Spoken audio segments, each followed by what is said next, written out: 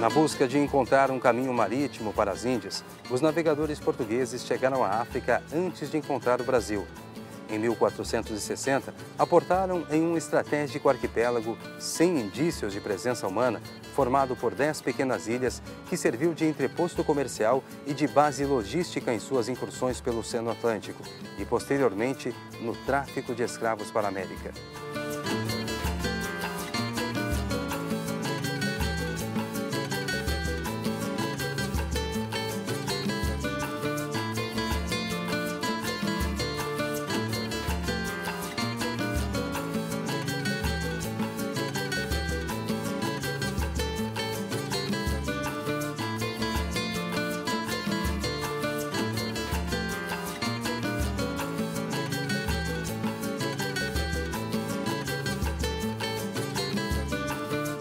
A partir de hoje, o Nação vai contar em 2 episódios a história de um jovem país em desenvolvimento, com uma cultura e uma população muito parecidas com a do Brasil.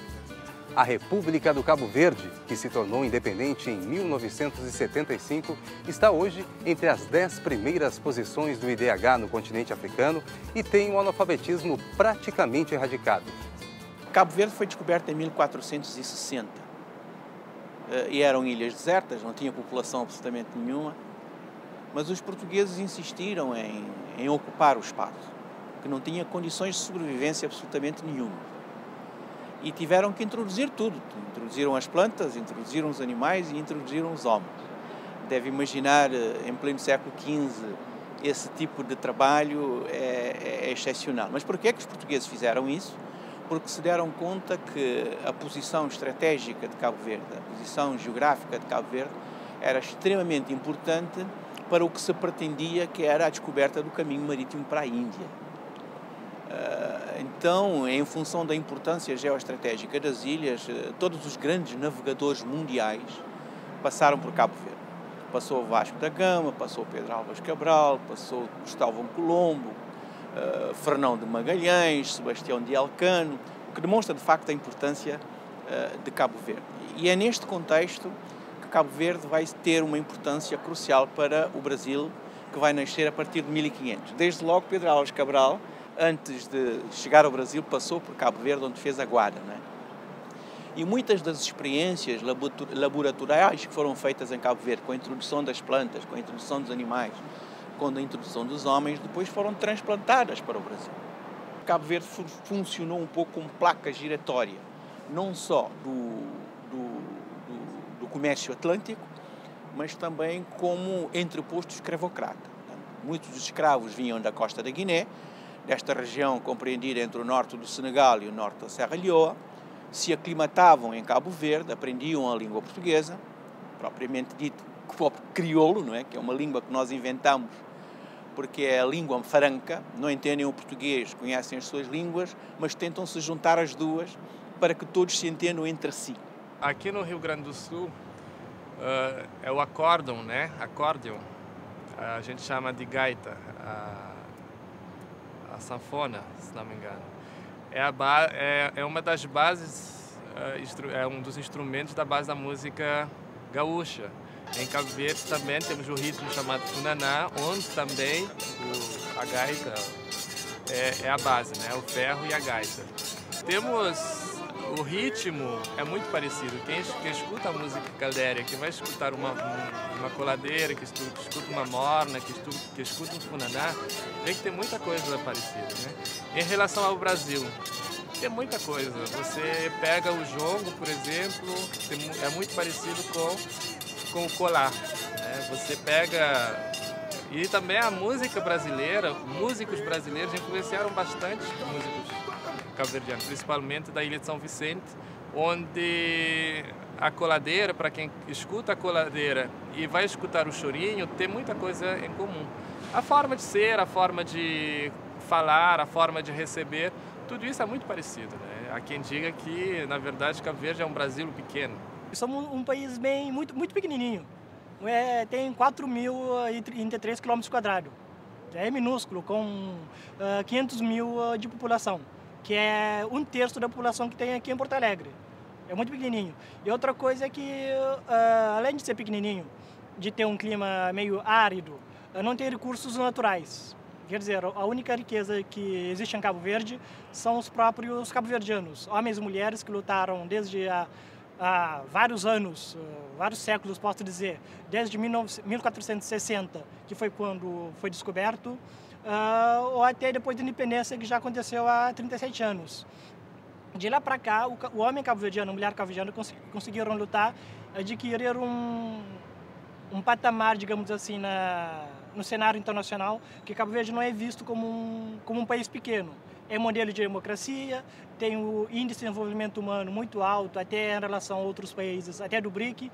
A democracia é considerada um modelo para os países africanos. A educação também, a taxa de analfabetização é muito baixa. O desemprego é uma coisa que está aumentando cada vez mais, até porque o mercado cabo-verdiano é um mercado muito pequeno, não consegue adquirir tantos profissionais. E com isso leva o pessoal a sair para os outros países. Outra coisa também que faz Cabo Verde ser um país maravilhoso é que cada ilha, temos 10 ilhas, e cada ilha tem a sua especialidade.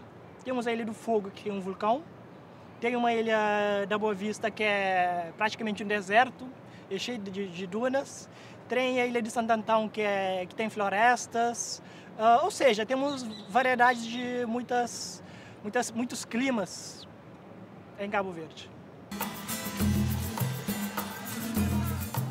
A Ilha de Santiago, a maior do arquipélago de Cabo Verde, com os seus quase 1000 km² e perto de atingir os 300 mil habitantes, é uma paleta das maravilhas naturais, das preciosidades históricas e das riquezas culturais que encontraremos através de todo o país.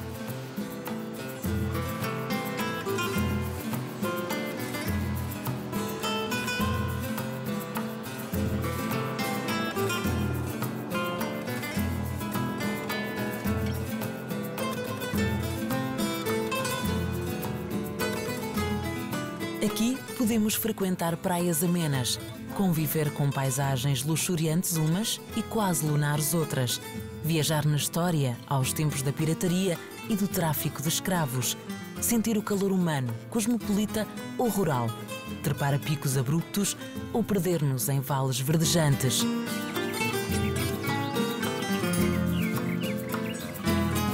Sentir a essência africana e tropical em mercados típicos, em sabores inesquecíveis, em artesanato, em música única, que daqui parte para correr mundo.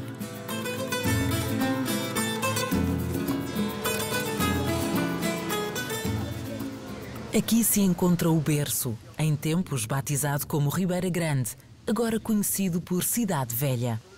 O silêncio e a paz de agora contrastam com os primórdios da penetração europeia nos trópicos africanos, através daquela que foi a primeira capital do arquipélago e a primeira cidade fundada em África pelos portugueses. Uma das características do arquipélago de Cabo Verde, que é independente desde 1975, é a pobreza. A verdade é que as nossas ilhas não têm riqueza absolutamente nenhuma, não têm recursos absolutamente nenhuns. A agricultura que se produz só chega a 10% para o consumo da população. Nós não temos ouro, não temos diamante, não temos petróleo, não temos nada, não é? Mas quando eu digo que não temos nada, é rigorosamente nada. Durante muito tempo, ao longo da nossa história, nós fomos tristemente célebres pelas fomes que aconteciam nas nossas ilhas, fomes cíclicas provocadas pelas secas e ausência de chuvas. Na verdade, em Cabo Verde nem chuva temos, só chove 3 meses por ano.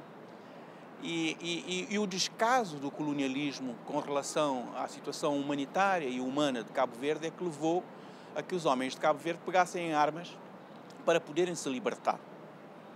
E essa libertação que nós obtivemos em 1975 não nos foi dado, não foi ofertado, foi resultado de uma luta, foi tomado, se assim vocês quiserem, e entramos num país que praticamente é considerado um país economicamente inviável, que não produz praticamente nada. Ninguém acreditava, nem ninguém dava mais de 6 meses de sobrevivência de Cabo Verde independente. O certo é que Cabo Verde, quando assume a independência, com uma população praticamente analfabeta, 75% da população analfabeta, hoje tem uma população onde o analfabetismo é residual. Já o Sucupira, Num país onde existiam cerca de 10 médicos, hoje em Cabo Verde existem cerca de 600 médicos. Num país que tinha 150 dólares per capita, hoje, 38 anos depois, temos quase 3 mil dólares per capita. Como que um país pobre, sem recursos, consegue esses dados ao longo de 38 anos de independência, justificando plenamente a sua própria independência? Porque os nossos dirigentes desde então tiveram a perspicácia de entender que, não se pode construir nenhum país sem que tenha gente formada e capacitada. Então se investiu fortemente na educação e na formação. Daí que a gente tenha praticamente acabado com o analfabetismo no nosso país. E as pessoas têm que ter saúde, e as pessoas têm que ter alimentação. E essa perspicácia, num período em que nós não tínhamos nada, contamos com quê? Contamos com a ajuda pública ao desenvolvimento. Muitos países no mundo nos ofereceram ajuda. E essa ajuda foi judiciosamente emprega ao Serviço de Desenvolvimento de Cabo Verde. E é essa a razão por que nós conseguimos atingir os índices que nós hoje temos, apesar de nós não termos riqueza absolutamente nenhuma e apesar de termos as dificuldades que ainda continuamos a ter. O desemprego não, porque lá não tem o que fazer, mas é que o mercado é muito pequeno. Até o governo e outras instituições estão tentando ver uma forma de fazer com que o mercado cabo-verdiano não seja apenas Cabo Verde, mas também outros países próximos de Cabo Verde, como, por exemplo, a CDAO. Não tem como 500 mil, 10 ilhas, não consegue adquirir tantos profissionais. Outra coisa é que Cabo Verde não é um país... não é um país rico, mas também não é um país pobre como a gente pode imaginar de um país africano, como o pessoal imagina logo a primeira. Mas tem as suas dificuldades. E saindo para outros países, os cabo-verdianos procuram encontrar o meio melhor de viver. Vindo aqui para o Brasil, vindo para outros países africanos, indo para os Estados Unidos ou indo para a Europa. E isso é que... E essa saída até também ajuda a Cabo Verde de uma certa forma, porque o principal meio de ganho assim, do país é a remessa dos estrangeiros. Estão fora de Cabo Verde, investem em Cabo Verde, enviam dinheiro para as famílias e isso ajuda bastante o país economicamente.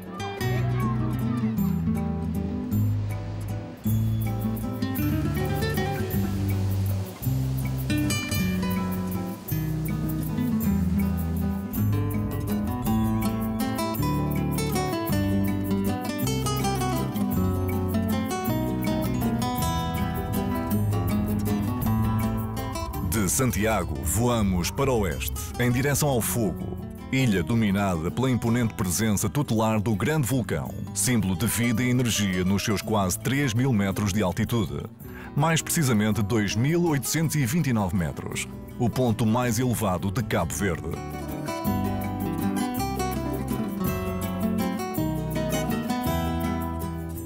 A ilha começou por se chamar de São Filipe e só mais tarde adotou a designação diretamente associada ao impressionante fenómeno natural que a caracteriza. As coisas ficaram assim mais harmonizadas com a realidade dominante. São Filipe é como se chama a cidade capital da Ilha do Fogo. Reflete na sua encantadora arquitetura as estruturas sociais que foram marcando a passagem dos séculos. As casas dominantes são os sobrados, construções de influência colonial onde viviam os aristocratas que dominavam a economia e a sociedade locais.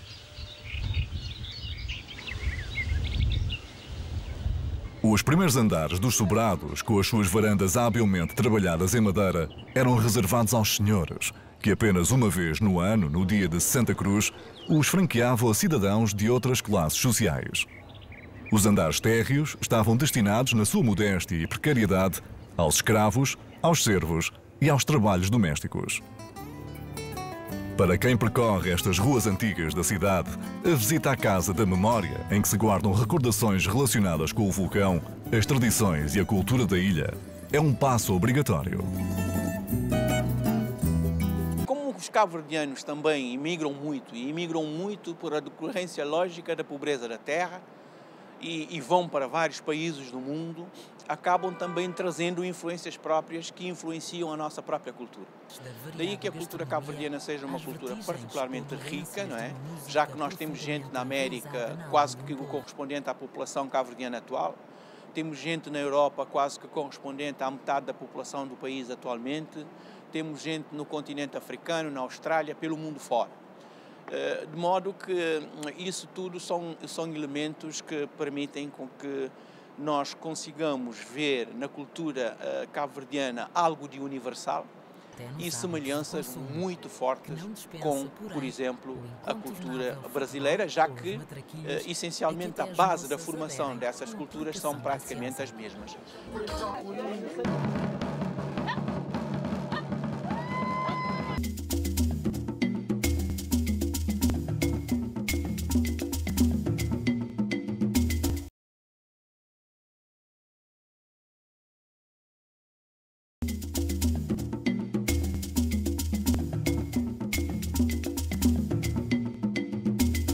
Cabo Verde tem uma população de pouco mais de 500 mil habitantes, mas atualmente há cerca de 700 mil cabo-verdianos morando fora do país. Por isso, desenvolveram inclusive um sistema de representação parlamentar na diáspora. É um país que tem mais cabo-verdianos fora do que dentro. Daí também entende porque essa preocupação, esse querer ter deputados da diáspora no continente africano, porque são cabo-verdianos que interferem na política, interferem no dia a dia dos cabo-verdianos, né? A imigração cabo-verdiana começa no século XVIII, primeiro com os grandes navios baleeiros, né? Onde os cabo-verdianos saem para os Estados Unidos e se radicam numa região chamada New Bedford, né? Chegando lá, esses cabo-verdianos começam a trazer os familiares e amigos que estão em Cabo Verde, e começa a formar a comunidade. Com a seca que assola Cabo Verde, o grande êxodo dá para a Europa, principalmente Itália, Portugal, Holanda e Estados Unidos, né? Uma coisa também muito engraçada é que, dependendo da ilha, existe uma região para onde vão. Fogo e Brava, por exemplo, vão muito para os Estados Unidos. São Nicolau, Santo Antão vão muito para Holanda, Itália e Luxemburgo, se não me engano. Para Portugal, todas as ilhas vão, né? E é isso, Cabo Verde é um país que tem, sim, mais cabo-verdianos fora do que dentro. Sou de Santo Antão, Cabo Verde, moro em Porto Alegre há 4 anos e curso farmácia. Sempre quis vir para o Brasil, conhecer essa alegria que é transmitida pelas TVs do povo brasileiro. Conhecer o Brasil principalmente porque eu sempre quis vir conhecer o Brasil, estudar, fazer meu curso aqui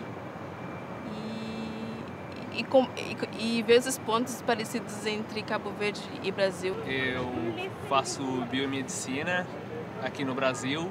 Eu cheguei no ano passado, já há cerca de um ano que eu estou no Brasil aqui estudando. Quando tu termina o ensino secundário, tu tem a possibilidade de estudar nos países estrangeiros. A preferência é sempre Brasil e Portugal por causa da língua, da cultura, que vai sempre te ajudar a adaptar.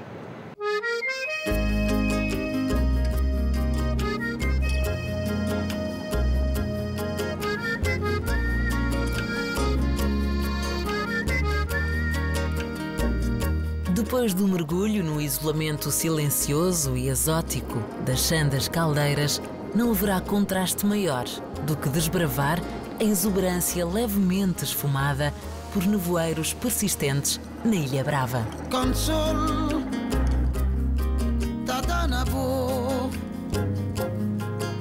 Bom sorriso em paisagem florida. Tão perto em distância e tão longe em paisagens da vizinha Ilha do Fogo. São pouco mais de 60 km² situados a oeste, cobertos por uma vegetação esplendorosa, embalada pelos sons inimitáveis das mais belas mornas crioulas do poeta Eugênio Tavares.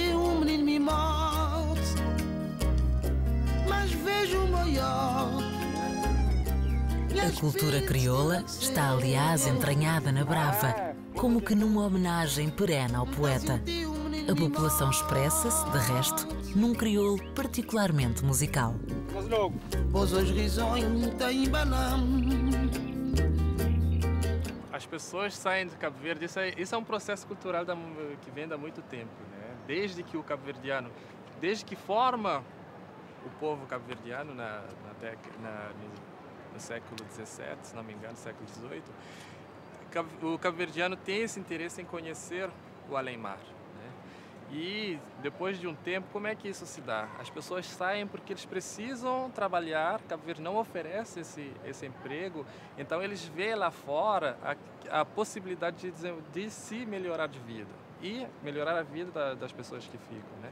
Então, num primeiro momento, os cabo-verdianos saem, mas para fazer a vida deles lá fora e ajudar Cabo Verde. Depois da independência, o que acontece? Cria-se um sentimento de nacionalidade, né? E os estudantes agora não são os cabo-verdianos que antes tinham só a primeira série, segunda série, mas os estudantes que já se formaram, que querem continuar a estudar, criam um pensamento de que precisam voltar para Cabo Verde para desenvolver o país, né? Eles precisam sair, estudam, adquiram conhecimento, mas depois eles voltam para Cabo Verde para que, nesse processo, os filhos, os netos e os descendentes, de uma forma geral, possam também continuar esse desenvolvimento.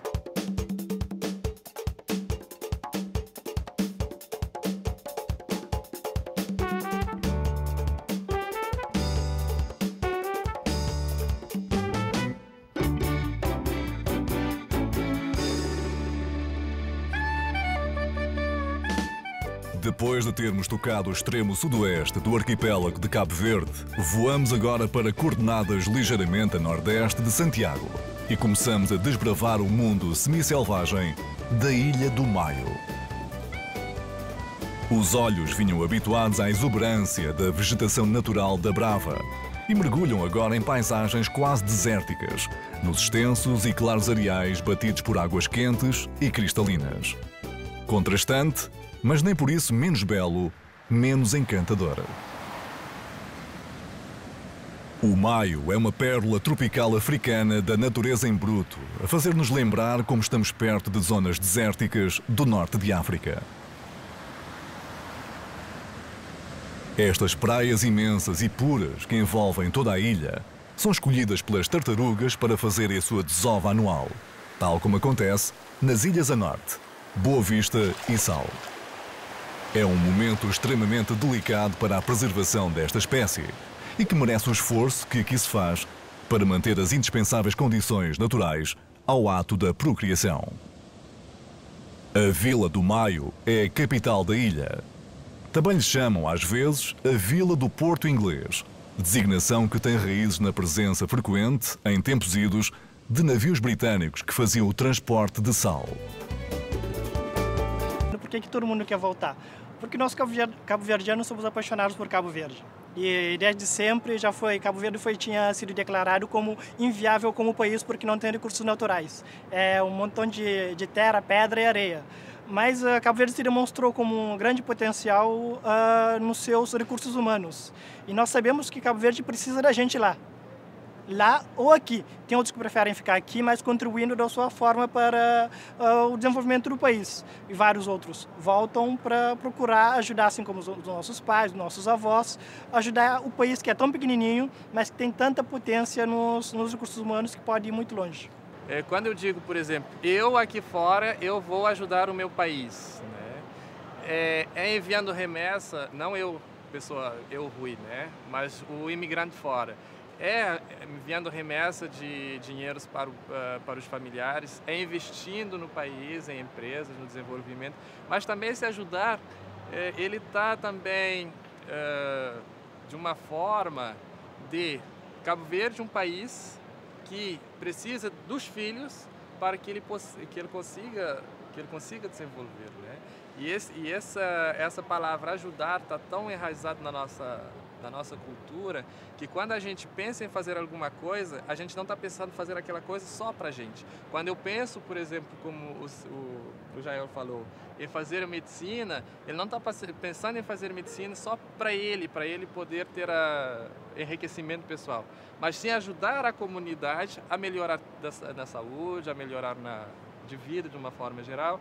Como no meu caso, eu faço parte da área da saúde, seria melhorar as condições de vida da população, condições sanitárias e de saúde.